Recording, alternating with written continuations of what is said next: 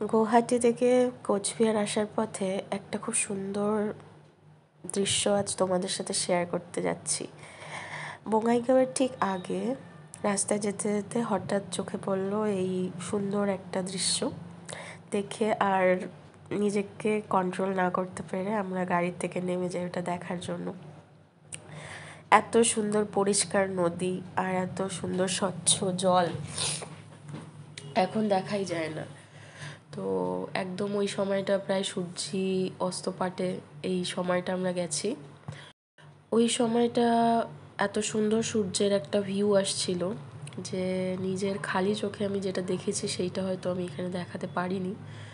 ছোটোবেলায় যে আগে আমরা ছবি আঁকতাম না, দুটো পাহাড় মাঝখানে নদী বয়ে যাচ্ছে, এক্স্যাক্ট ওরকমই একটা ভিউ।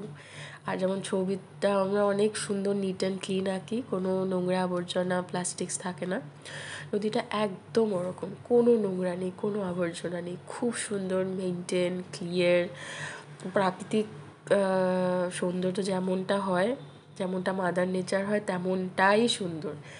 আর আমরা যেই সময়টা গেছিলাম ওই সময়টাই সূর্যের যে ক্লিয়ার ট্রানজিশনটা এত সুন্দর দেখা যাচ্ছিল যে সূর্যি জাস্ট ধীরে ধীরে ধীরে ধীরে ধীরে ধীরে ডুবে যাচ্ছে। তো এই নদীটির নাম গিয়ে জানতে পারি যে নাম আই নদী।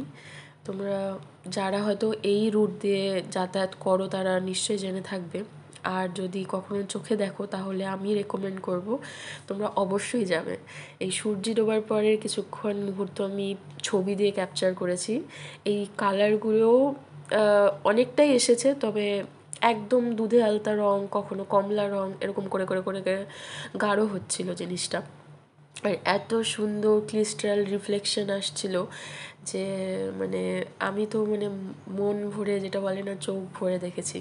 তো যারা বা কখনো এরকম যাওয়ার পথে যদি পড়ে, আমি সবাইকে বলবো একবার এই নদীতে নেমে দেখো, খুব সুন্দর, একদম ভিড়ভাট্টা থাকে না, সামনে কয়েকটা মন্দির আছে, খুব পরিষ্কার পরিচ্ছন্ন একটা সুন্দর জায়গা।